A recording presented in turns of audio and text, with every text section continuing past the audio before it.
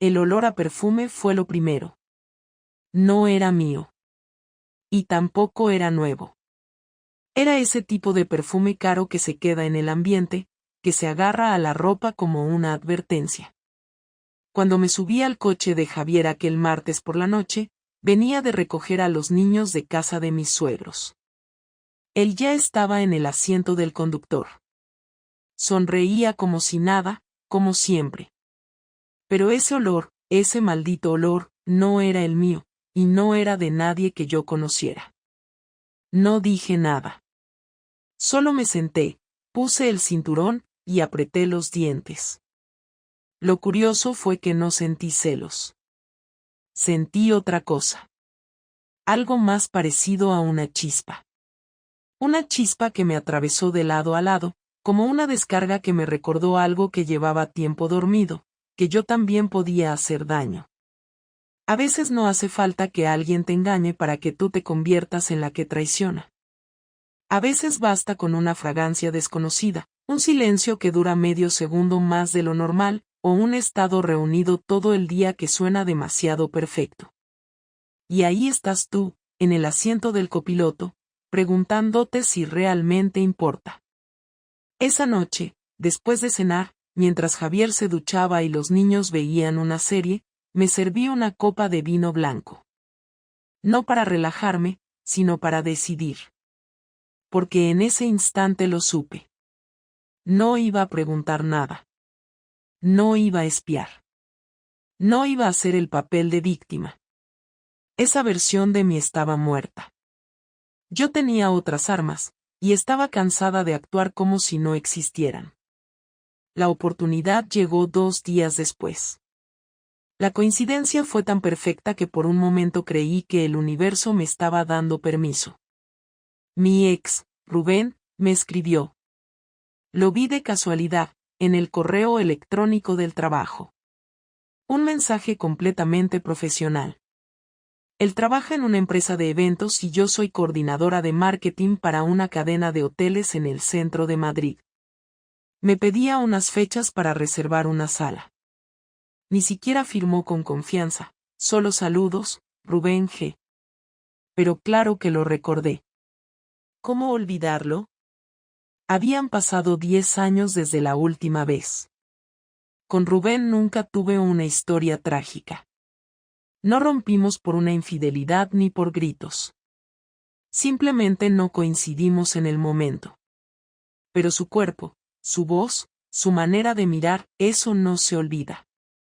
Y ahí estaba, en mi bandeja de entrada, pidiéndome información. Respondí con toda la corrección del mundo. Pero al final del correo, le puse una frase que lo cambió todo. PD, me ha sorprendido ver tu nombre. Espero que estés bien. Si te apetece, podríamos tomar un café un día de estos y ponernos al día. Así, como quien no quiere la cosa. Pero sabiendo perfectamente lo que estaba haciendo. No tardó ni 10 minutos en responder. Claro que sí, Laura. Me encantaría verte. Y lo firmó con un R esta vez. Nada más. Los días siguientes fueron una mezcla de nervios y emoción. Me sentía viva. Me arreglaba más para ir al trabajo. Me ponía tacones, incluso aunque no los necesitara. Maquillaje, perfume, labios rojos. Todo. Javier no dijo ni una palabra. Como si ni lo notara.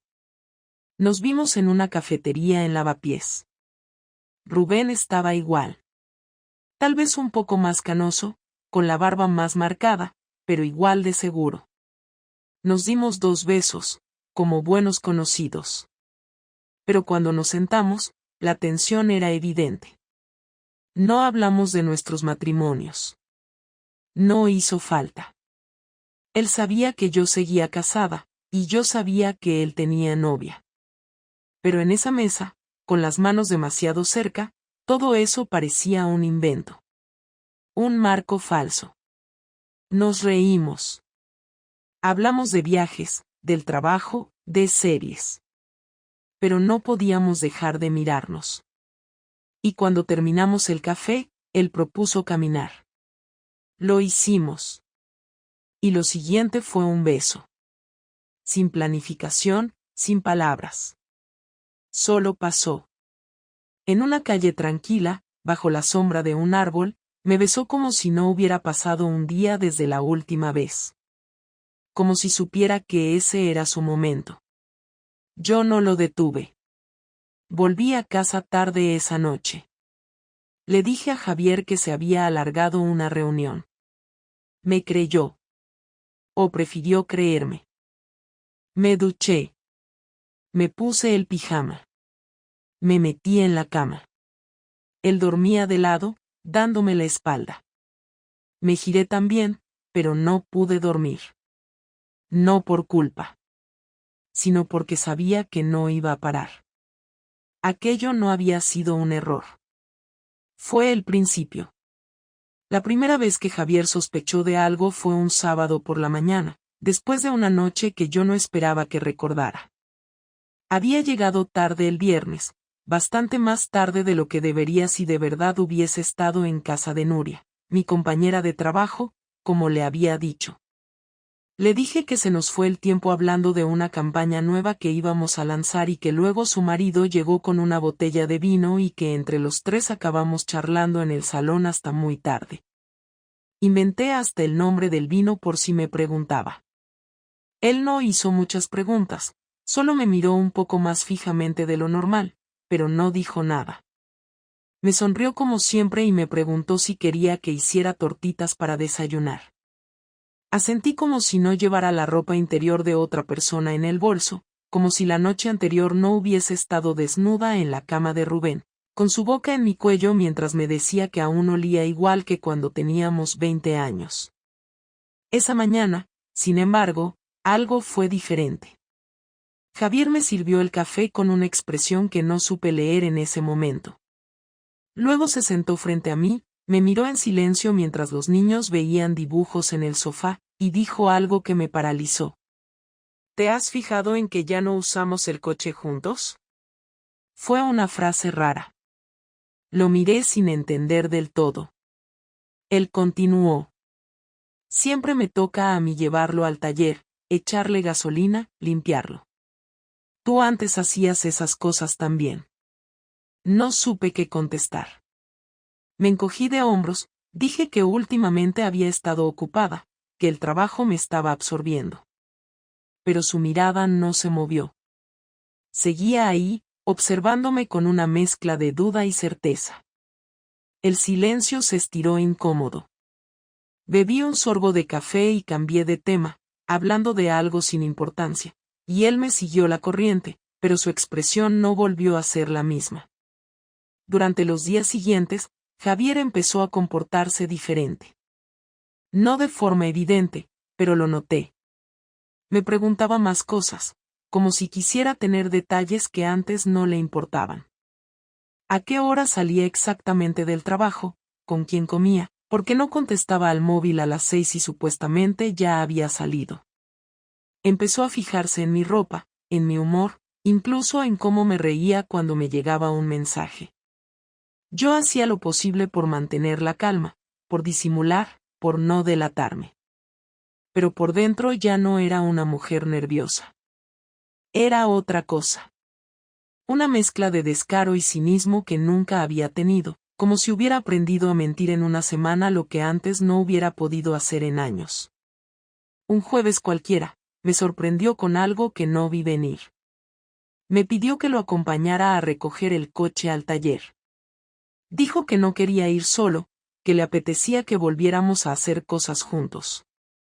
No pude negarme sin sonar sospechosa. Fuimos en metro hasta el taller, hablamos de tonterías por el camino, como si todo estuviera bien, pero había una tensión que yo ya no podía ignorar. Cuando llegamos, el mecánico, un hombre mayor, se acercó con una sonrisa y saludó a Javier con una familiaridad que me incomodó. Luego, al vernos juntos, dijo algo que lo cambió todo. Anda, por fin la trae con usted, don Javier. Ya pensaba que su mujer era invisible, con lo bien que huele su coche últimamente.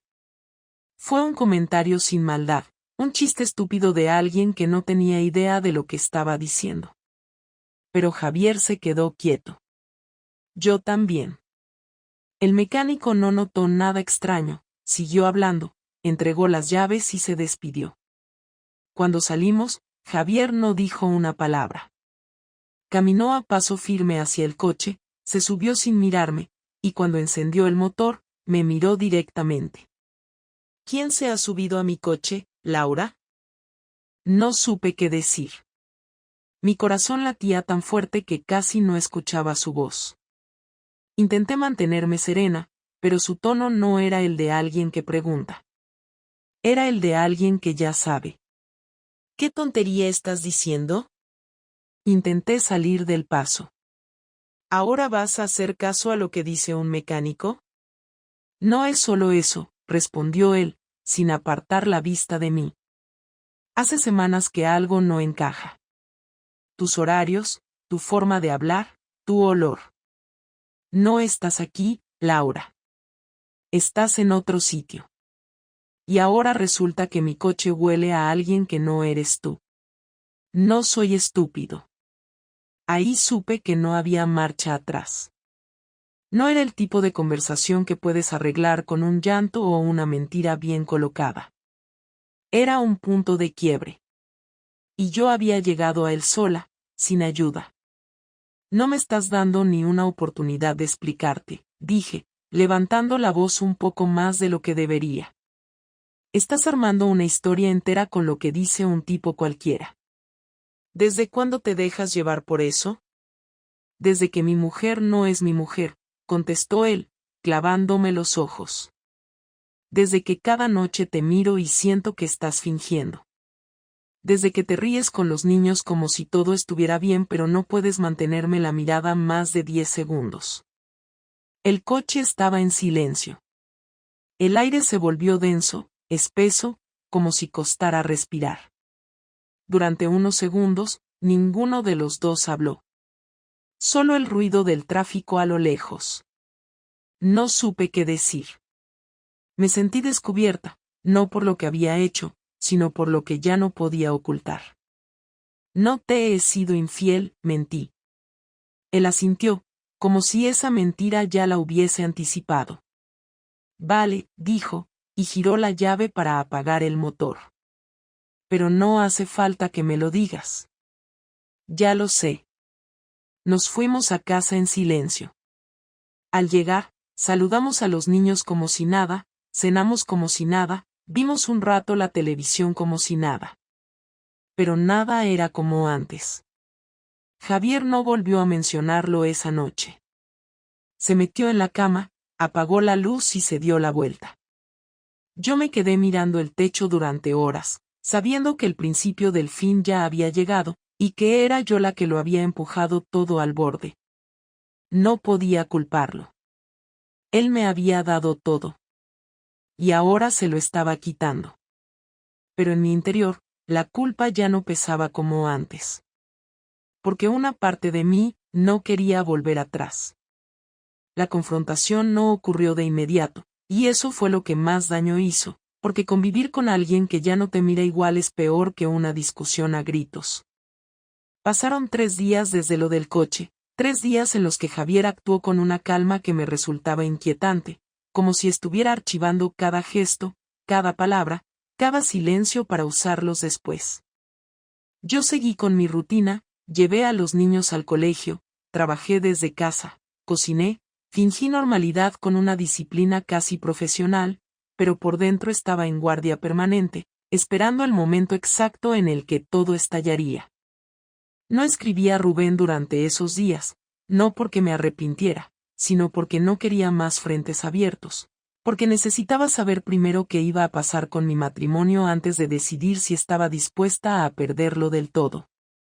La noche del martes, después de acostar a los niños, Javier me pidió que me sentara con él en la mesa del comedor.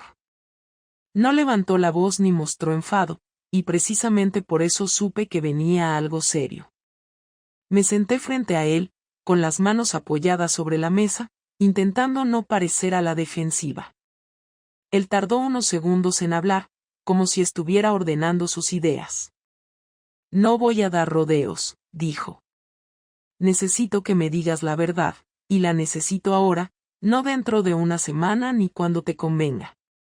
Quiero saber si hay otra persona en tu vida. Respiré hondo. Podría haber negado todo, podría haber llorado, podría haber intentado girar la conversación hacia él, hacia sus horarios, su distancia, su rutina. Tenía muchas opciones. Elegí una a medias, porque nunca he sido valiente del todo ni cobarde por completo. No hay nadie como tú estás pensando, respondí. No hay una relación paralela ni una doble vida. Pero tampoco voy a decirte que todo está bien, porque no lo está. Él me miró sin interrumpirme, con esa expresión suya que siempre había significado que estaba escuchando de verdad, y eso me desarmó más de lo que esperaba. Estoy cansada, Javier, continué. Cansada de sentir que todo es correcto pero vacío, de hacer lo que se supone que tengo que hacer sin preguntarme si quiero hacerlo. No me he acostado con nadie por aburrimiento ni por venganza, y tampoco porque tú hayas fallado como marido. No es eso. Es que yo me he perdido por el camino. Su mandíbula se tensó. Apoyó los codos sobre la mesa y se inclinó hacia adelante. No me respondas con frases bonitas, dijo. No me interesa tu discurso. Te he preguntado algo muy concreto. ¿Me has sido infiel? Hubo un silencio largo, incómodo, definitivo. En ese momento entendí que cualquier respuesta iba a cambiarlo todo, que no había forma de salir ilesa. Y aún así, hablé. Sí, dije. Me he acostado con otra persona. No levanté la voz ni lloré. Lo dije como quien admite un hecho que ya no puede cambiar. Javier se recostó en la silla y pasó una mano por la cara, despacio, como si necesitara tiempo para asimilarlo. No gritó. No golpeó la mesa. Eso fue peor. ¿Desde cuándo? Preguntó. Hace unas semanas. ¿Quién es? Alguien de mi pasado. No importa. Sí importa, respondió con dureza. Importa porque lo has elegido. Importa porque has decidido cruzar una línea que sabías perfectamente dónde estaba. Intenté justificarme, y sé que lo que dije no me dejó en buen lugar, pero era lo único que tenía en ese momento. No fue una decisión fría, dije. No me levanté un día pensando en destruir nuestra familia. Fue algo que pasó poco a poco. Me sentí vista, escuchada. Sentí cosas que hacía tiempo que no sentía. ¿Y yo qué soy entonces? Preguntó. ¿Un mueble? ¿El tipo que paga las facturas y se queda con los niños mientras tú decides redescubrirte? Eso dolió. Porque no era justo, pero tampoco era mentira del todo. No he dejado de ser madre ni de cumplir con mis responsabilidades, me defendí. No he descuidado a los niños ni la casa. Esto no tiene que ver con eso. Tiene que ver con que me has mentido, replicó. Con que te has acostado con otro hombre y luego has venido a dormir a mi lado como si nada. Con que me has mirado a los ojos y me has dicho que estabas en casa de una amiga mientras estabas en otra cama. Su voz empezó a romperse, y por primera vez vi el daño real que había causado, no como una idea abstracta, sino como algo tangible, presente, incómodo.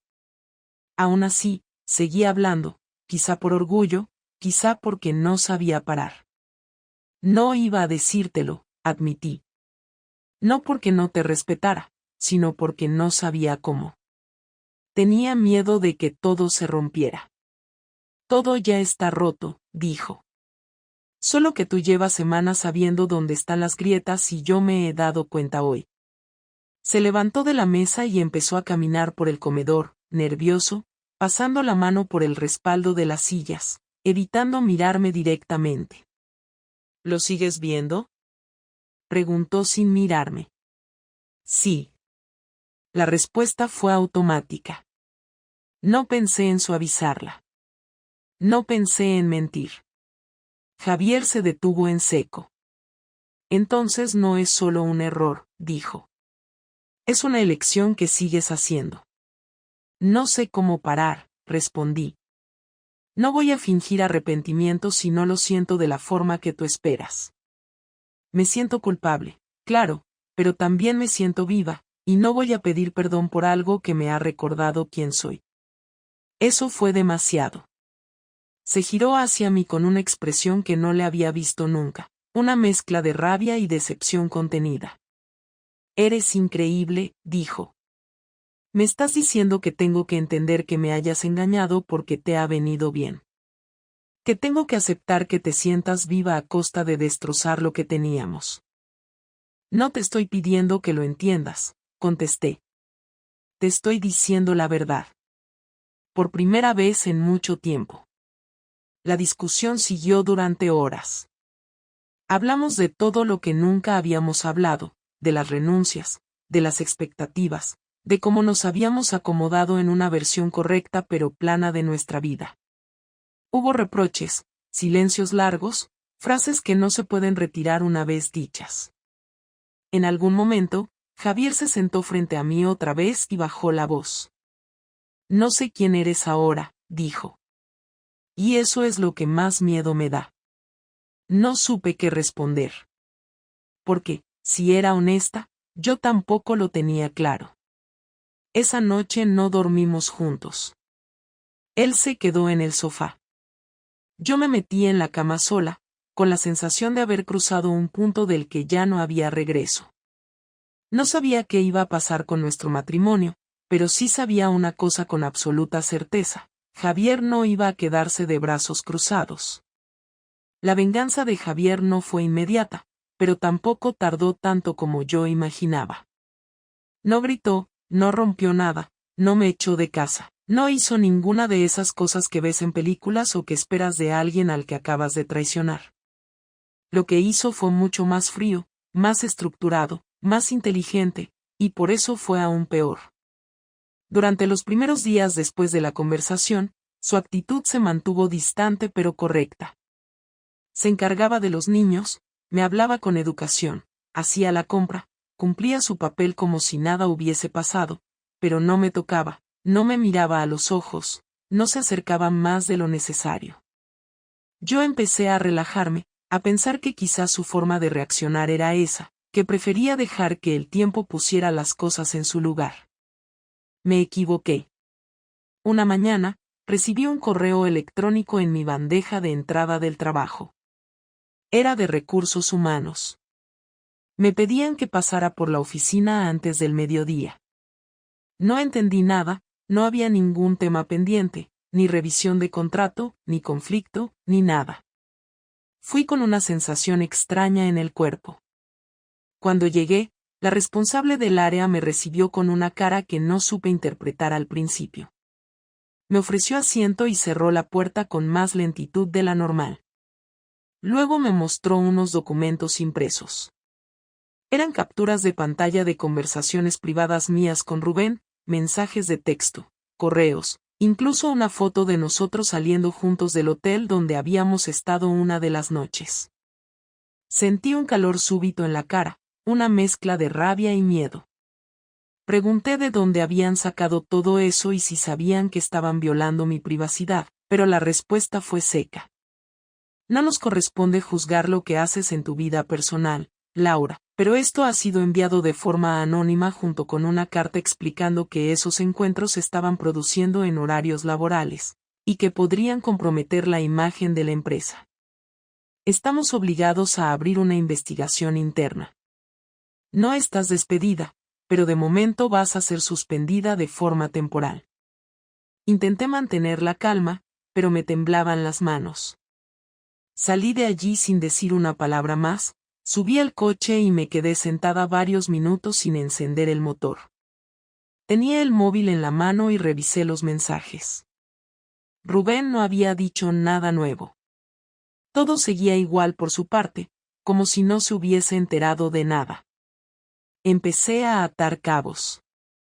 La única persona que podía tener acceso a esos detalles, que sabía dónde y cuándo nos veíamos, que conocía mi rutina y mi correo personal, era Javier.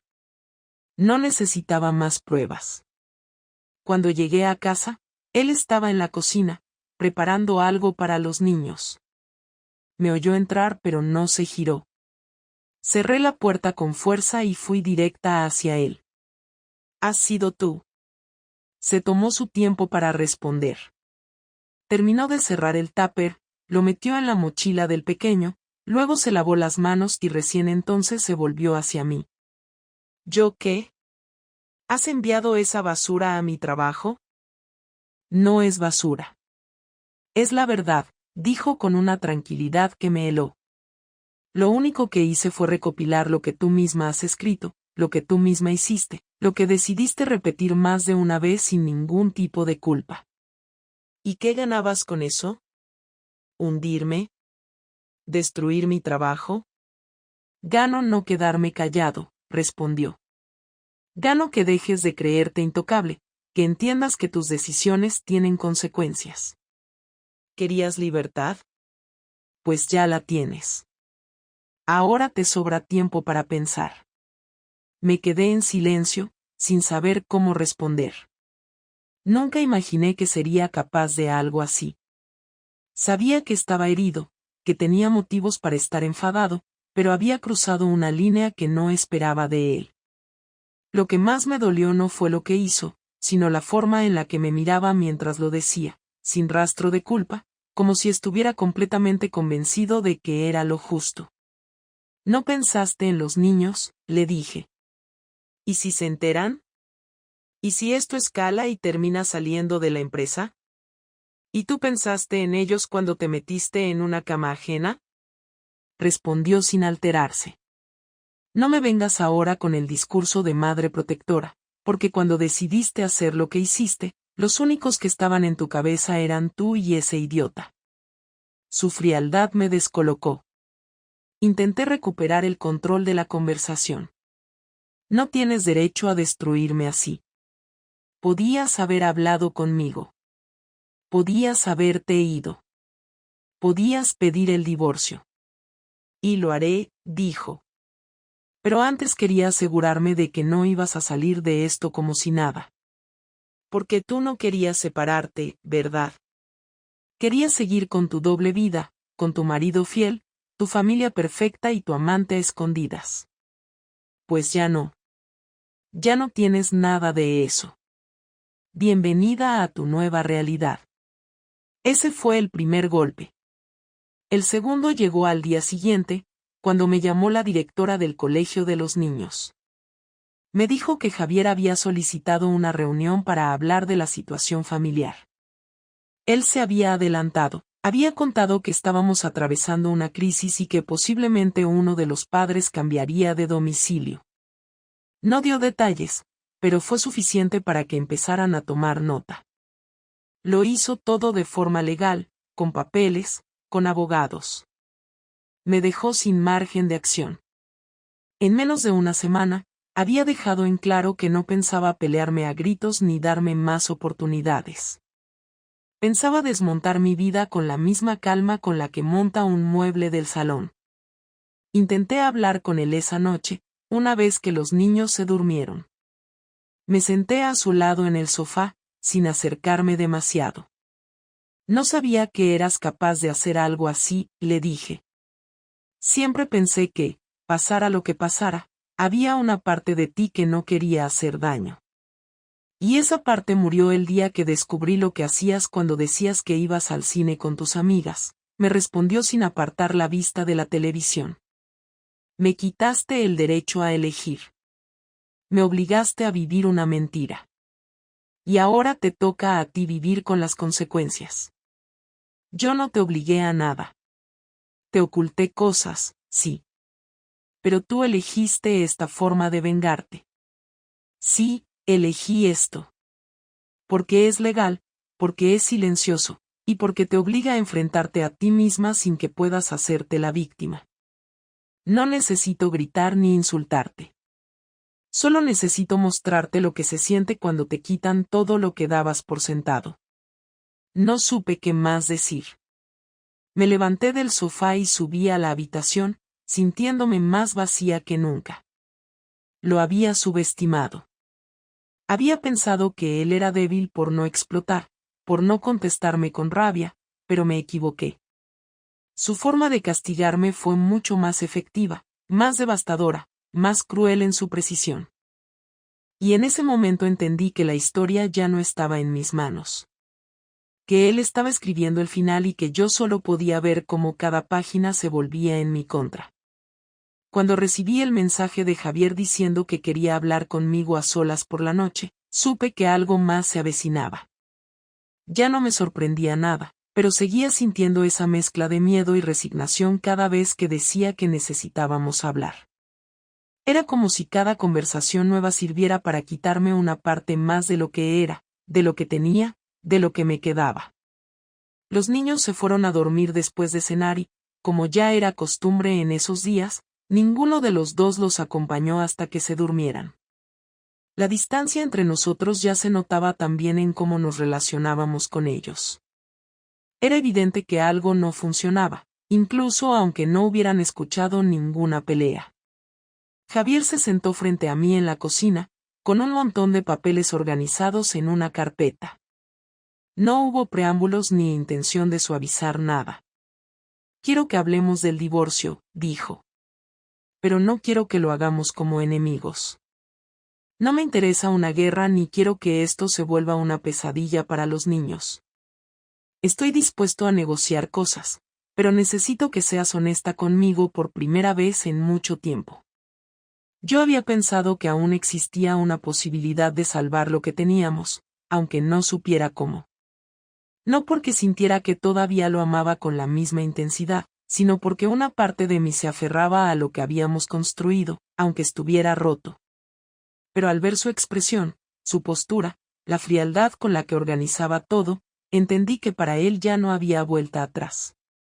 Le pedí que me explicara lo que había decidido. Abrió la carpeta y me mostró lo que había preparado. Había hablado con un abogado, había redactado una propuesta de custodia compartida, había previsto el reparto de bienes, incluso había calculado una posible compensación económica para mí mientras me reorganizaba con el trabajo. Todo lo había hecho sin decirme nada, en silencio, mientras yo seguía viviendo en la misma casa pensando que aún teníamos una conversación pendiente. No quiero que te vayas de la casa esta semana, añadió. Los niños están con exámenes, no es buen momento para introducir cambios. Pero necesito que sepas que esto ya no es reversible. No me interesa hacer terapia de pareja, no quiero reconstruir nada. No confío en ti y no quiero compartir mi vida con alguien que tomó las decisiones que tú tomaste. Le pregunté si había alguien más. Lo hice por impulso, sin pensarlo. Era una pregunta absurda después de todo lo que había pasado, pero necesitaba saber si había algo más detrás de su decisión. Me miró directamente, sin pestañear. No necesito a otra persona para darme cuenta de que no quiero seguir contigo, dijo. No se trata de eso. Se trata de que abrí los ojos. No me importa si estás con Rubén o con quien sea. Me da igual. Lo que me importa es que ya no puedo respetarte, y si no hay respeto, no hay nada más que hablar. La frialdad con la que hablaba me sorprendía cada vez más. Me pregunté en qué momento se había transformado en esa persona tan calculadora.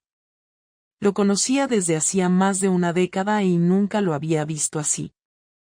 Era como si todo el dolor que sentía lo hubiera canalizado en convertir su reacción en una estrategia perfecta para desarmarme. Le pregunté si los niños sabían algo. Dijo que no, que pensaba hablar con ellos ese fin de semana, que iba a decirles la verdad adaptada a su edad, sin entrar en detalles que no les correspondían. Le pedí que me dejara estar presente en esa conversación. No quería que la imagen que ellos tuvieran de mí se definiera solo a través de sus palabras. Al principio dudó, pero terminó aceptando. Después de hablar de lo legal, de los plazos, del dinero, de la casa, hubo un silencio incómodo. Él guardó los papeles en la carpeta y me miró por última vez con una expresión que no sabría cómo describir, mezcla de decepción y cansancio. Luego dijo algo que me dejó paralizada. La verdad es que no entiendo cómo llegamos a esto. Yo no era perfecto, pero te cuidé, estuve ahí, hice todo lo que se suponía que debía hacer. Pensé que eso bastaba. Quise decirle que no se trataba de si fue buen marido o no, que no era una cuestión de culpas, pero sabía que cualquier explicación sonaría vacía. Me limité a escucharlo. Y aún así, continuó, tú sentiste que te faltaba algo. Y en vez de hablarlo conmigo, de enfrentarlo, preferiste mentirme en la cara durante semanas. Me hiciste vivir en una casa donde todo era falso y ni siquiera tuviste el valor de terminar antes de empezar algo con otro. No era solo por él, respondí por fin. No fue solo por Rubén. Me sentía invisible desde hace tiempo. Sentía que ya no era más que una extensión de lo que tú necesitabas que fuera. ¿Y eso justificaba lo que hiciste? No, pero lo explica. No me interesan las explicaciones. Lo hecho está hecho. Solo quiero que sepas que ya no soy la persona que te perdonaría esto. Hace unos años tal vez, pero ahora no. Nos quedamos ahí, sentados en silencio, hasta que él se levantó y se fue al salón. Yo me quedé sola en la cocina, con la cabeza llena de ruido. Esa fue la conversación que marcó el cierre definitivo. Ya no se trataba de si lo lamentaba, de si quería arreglarlo, de si había sido un error o una decisión consciente. Él ya no quería saber nada más. Ya no estaba intentando entender. Solo quería salir de ahí sin arrastrar más dolor del necesario. Durante los días siguientes, el ambiente en la casa fue asfixiante. No por los gritos ni por peleas, sino por la ausencia de todo. Dormíamos en habitaciones separadas, hablábamos lo justo, fingíamos ante los niños una estabilidad que ya no existía. Cada uno tenía su calendario marcado con las fechas clave, cuando hablaríamos con los niños, cuando empezarían los trámites, cuando yo debería empezar a buscar otro lugar para vivir. Todo estaba pautado. Todo era inevitable. Y por primera vez desde que empezó todo, sentí que lo estaba perdiendo todo sin haber ganado nada. Rubén seguía ahí, escribiéndome de vez en cuando, preguntando cómo estaba, pero yo ya no sentía lo mismo. Ya no era deseo ni novedad, era solo ruido. No podía pensar en él sin recordar el precio que estaba pagando. No lo culpaba, pero tampoco me servía de consuelo. Lo que había sido una válvula de escape se había convertido en un símbolo de todo lo que había arruinado. Esa noche, antes de dormir, Javier dejó una hoja impresa sobre mi mesita de noche. Era un borrador del convenio que íbamos a presentar. Había subrayado algunos puntos en rojo y había escrito a mano un comentario. Revísalo y dime si estás de acuerdo. Si prefieres que lo hablemos con los abogados directamente, no tengo problema. Me acosté sin tocar la hoja. Me tapé con la manta y me quedé mirando el techo, con la cabeza llena de cosas que ya no podía cambiar. Lo había perdido. Lo había destrozado. Y ahora solo quedaba aceptar que era el final. La mañana en que Javier y yo nos sentamos con los niños para explicarles que nos íbamos a separar fue mucho más dura de lo que había imaginado, no por lo que se dijo, sino por lo que no se podía decir. Por la forma en la que ellos nos miraban, intentando entender algo que ni siquiera nosotros sabíamos cómo traducir. Los dos estábamos serios pero tranquilos, habíamos acordado no hablar de culpas ni de razones concretas, solo decir que ya no éramos felices juntos y que necesitábamos tomar caminos distintos, pero que ellos seguirían siendo nuestra prioridad, que nada iba a cambiar para ellos, que papá y mamá seguirían queriéndolos igual, que estaríamos los dos presentes siempre que nos necesitaran. El mayor no dijo nada, solo bajó la cabeza, fingiendo que le daba igual, pero yo vi en sus ojos que no se lo creía. El pequeño preguntó si íbamos a vivir en casas distintas y quién iba a hacerle la cena los martes, y aunque intenté responder con una sonrisa, Por dentro sentía que estaba fallando en todo, como madre, como esposa, como persona. Javier mantuvo la compostura todo el tiempo, habló con un tono neutro, midiendo cada palabra, evitando cualquier gesto que pudiera traicionar lo que sentía, y cuando terminamos, les propuso salir a dar una vuelta para despejarse, algo que nunca hacía un domingo por la mañana sin plan previo, pero que sirvió para romper la tensión y para dejarme a mí sola en la casa, sentada frente a la mesa del comedor con la sensación de que acababa de cerrar la puerta a una vida entera. Esa tarde, cuando regresaron, Javier me pidió que habláramos a solas antes de cenar. Fuimos a la habitación y cerró la puerta. Se sentó en el borde de la cama, con el sobre del borrador del acuerdo en la mano, y me lo ofreció. Lo tomé sin abrirlo, esperando a que hablara. He hecho algunas correcciones, dijo. He quitado la parte del dinero mensual. No quiero que pienses que esto se trata de comprarte el silencio o de mantenerte cómoda. No me interesa que dependas de mí en ningún sentido. Le pregunté si eso significaba que pensaba dejarme sin nada. Me miró con fastidio, como si la pregunta fuera ofensiva. Significa que vas a rehacer tu vida por tu cuenta, como yo voy a rehacer la mía. No quiero ataduras entre nosotros más allá de los niños. No te voy a dejar tirada, pero tampoco voy a facilitarte las cosas como si no hubiera pasado nada. Has tomado decisiones adultas, ahora asume las consecuencias con la misma madurez. No respondí, porque sabía que cualquier cosa que dijera solo iba a empeorar la situación. La conversación derivó en temas más técnicos, quién se quedaría con qué cosas, cómo haríamos con el coche, con los gastos escolares, con los fines de semana alternos. Todo era frío, calculado, pero necesario. Yo me mantuve firme, intenté mostrarme práctica, no suplicarle ni discutir, no pedirle segundas oportunidades que ya sabía que no iba a concederme. Pero cuando terminamos, justo cuando me estaba levantando para ir a preparar la cena, él dijo algo que no me esperaba. No entiendo por qué lo hiciste. No solo el engaño, sino todo lo demás. Lo mal que manejaste las cosas. Yo te hubiera escuchado. Si me hubieras dicho que estabas mal, que necesitabas espacio, que sentías que algo no funcionaba, no habría sido fácil, pero no habrías destrozado todo como lo hiciste. No sabía cómo decirlo, contesté, esta vez con honestidad. No quería que pensaras que eras tú el problema. Y al final, acabé haciendo justo eso. Culparte de todo sin decírtelo en voz alta. No me lo digas ahora, respondió. Ya no me importa lo que sentías. No estoy buscando una explicación.